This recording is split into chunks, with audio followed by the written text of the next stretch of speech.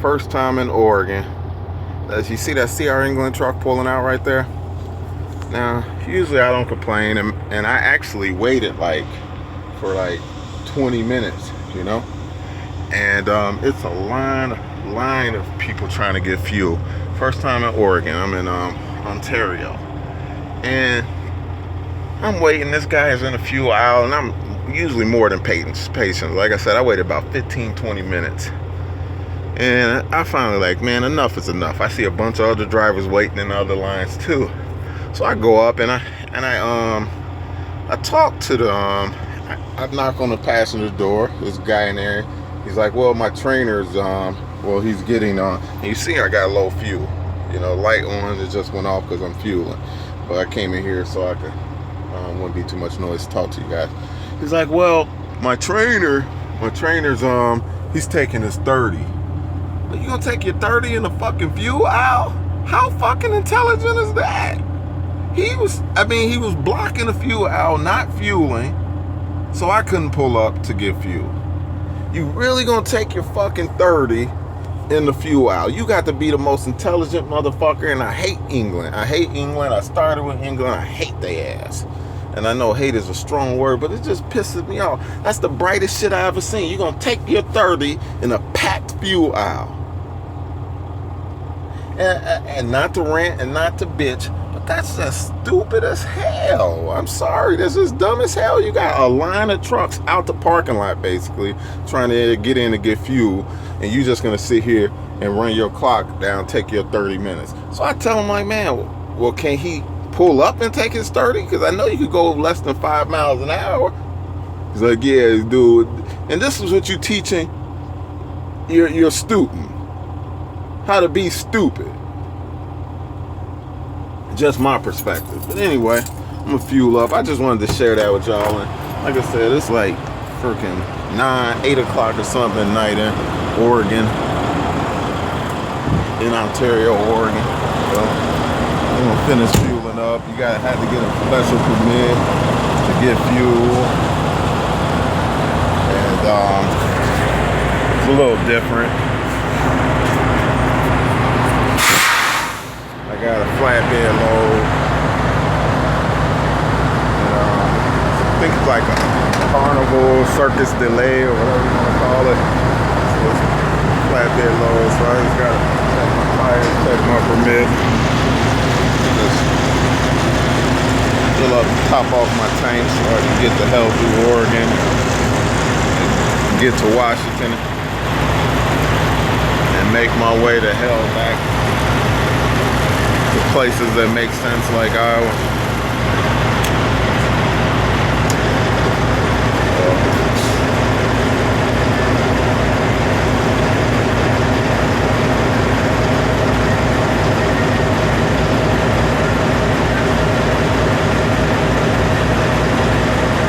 It costs like $77 to go, like 400 miles, 418 miles round trip through Oregon. And they already actually are on the cab car, but you still have to pay, get the special permit, which my cousins was telling me to get, or you could get a fine. So a driver at the Idaho truck stop told me, like, man, you want to get that before you go through Oregon, not while you're in Oregon, because it's a fine if you do. So, and I wanted to get my fuel here because it's cheaper. It's like $2.39 with the permit, $2.75 without it or whatever. And then Idaho, it's like $2.70. It's like a 30-40 cent difference.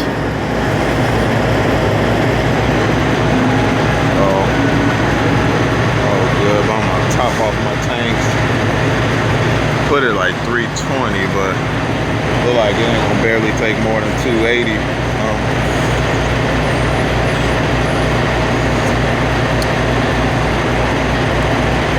It's kind of hard to do this with one hand. Not that y'all want to see me fuel up, but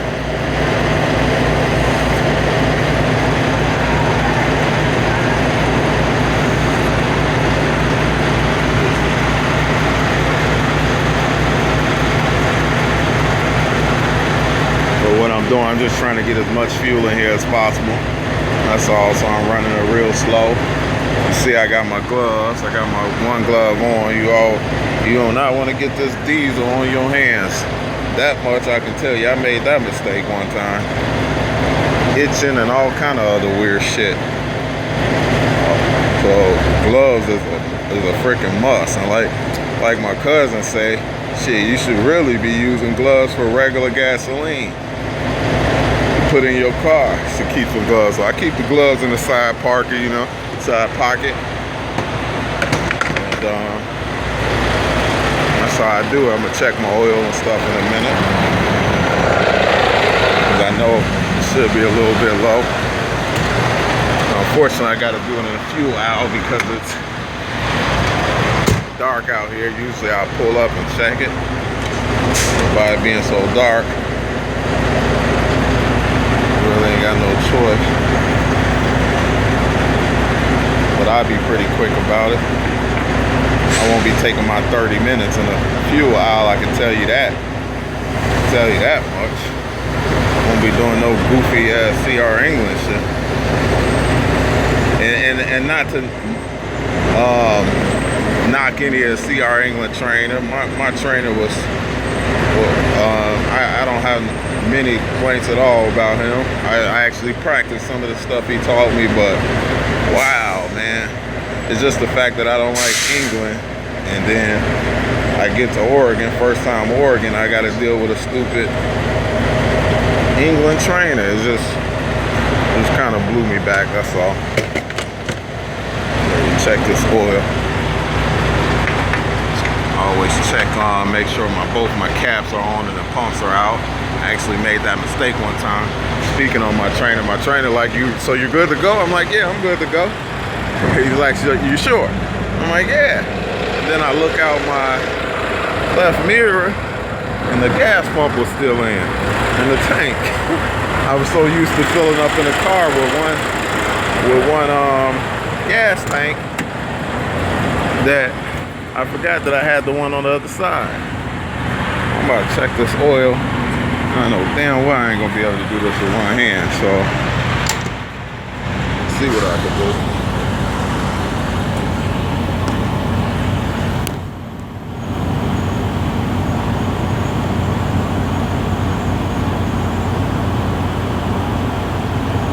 Volvo V12 engine.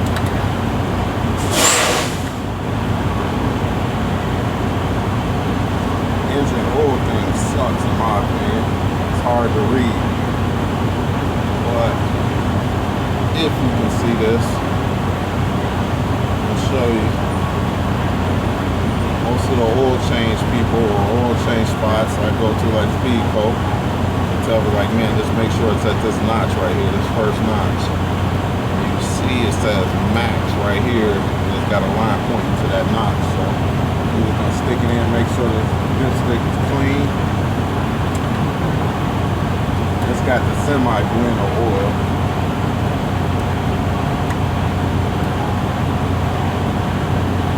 Whoa, and I'm low. You can see that.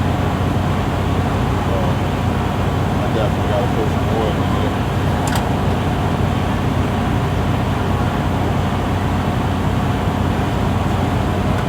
That cap is almost always on super tight. Almost always on super tight. So we gotta put a little oomph in it.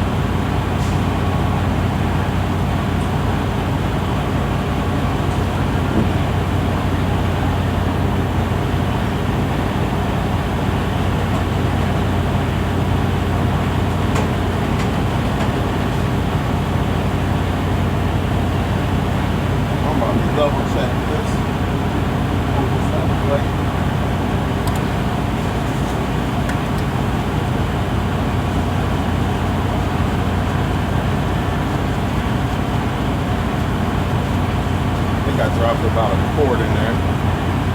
If that. If that, probably a quart. Still a little low. I'm gonna put a little bit more in. See what I get.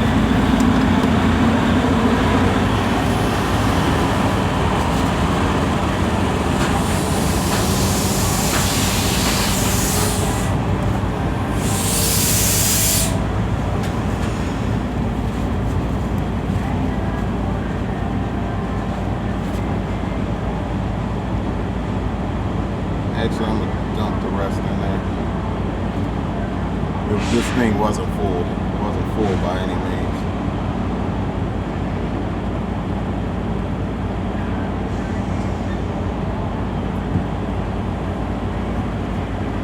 Hopefully that do the trick, because I ain't got no more. About that full oil change anyway.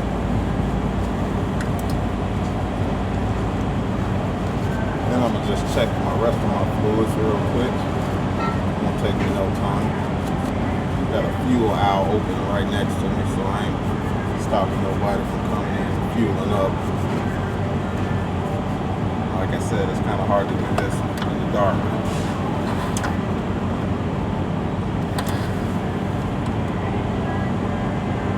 That's perfect. It's right there at the notch. So, that's what I want.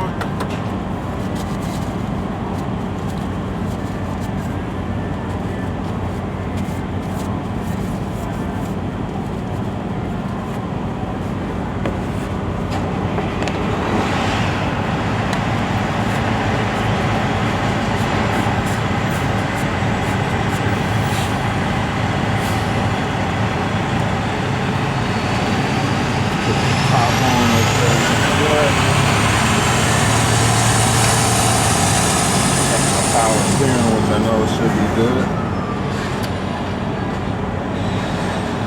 There it is. That's where it's at. Checking running across here and check my radiator fluid. Dump my oil.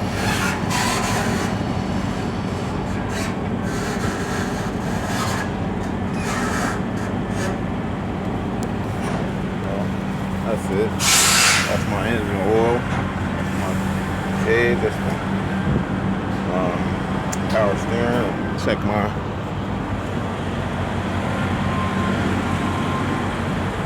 radiator fluid, which is perfect.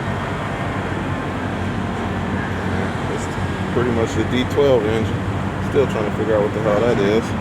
They say it's something where your excess oil come in or go in. I heard a couple of different people tell me a few different stories. So, and that side there is empty because that's just the overflow. Check that. I have had problems with that. I had to fix that in the dark. I'm good to go. I'm gonna close up and get out of this fuel aisle. Get out of people's way. Go use the bathroom after I wipe my window. I like to press down on it. Let's cuffs. These windows.